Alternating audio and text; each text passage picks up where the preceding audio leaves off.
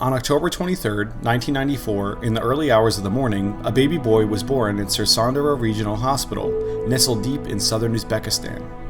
Upon first laying eyes on their newborn, the parents chose to name him Shavkat, a name that means strength in Arabic. Little did they know, their son would grow up to represent not only their family name, but their entire nation on the global stage in the UFC.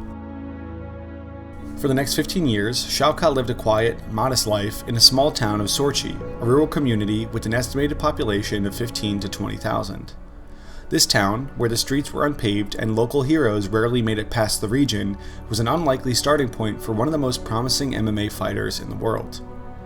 While Sochi offered a simple life, it had few resources for someone with global dreams, and just before his 16th birthday, Shavkat's father broke the news the family would be leaving Uzbekistan for good, returning to their ancestral homeland, Kazakhstan, in search of better opportunity.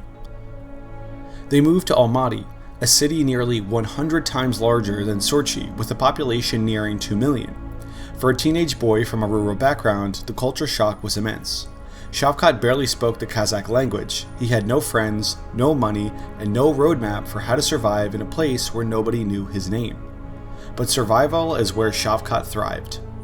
To help his family, he took a job as a market loader, waking up at 3:30 in the morning to haul crates and boxes of the city's largest outdoor marketplace. He earned only $5 per day at first, roughly 15 cents per hour, but his pay was later bumped to $8 after his boss saw his tireless work ethic.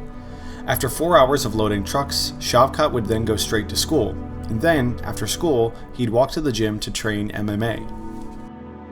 By 16, he was working 12-plus hour days between labor, school, and fight training, all while living in a new country and learning the language. But fighting wasn't new to Shavkat.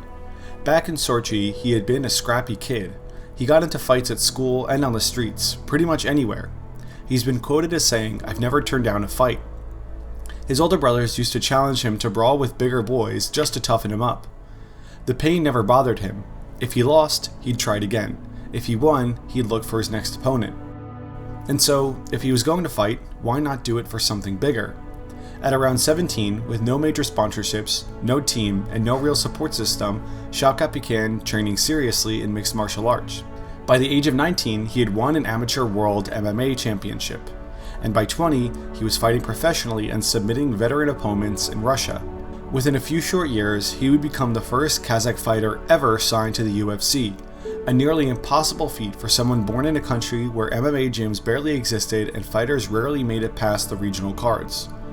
To put it into perspective, the UFC has signed over 1,500 fighters from more than 75 countries, yet before Shavkat, no one came from Kazakhstan. Against the odds, poverty, isolation, a language barrier, and the absence of any major MMA infrastructure, Shavkat Rakhmanov clawed his way to the most elite MMA organization in the world. He didn't just survive the gauntlet, he beat it. And maybe, just maybe, one day, this boy from the mountains of Uzbekistan will wear a championship belt around his waist and make history once again.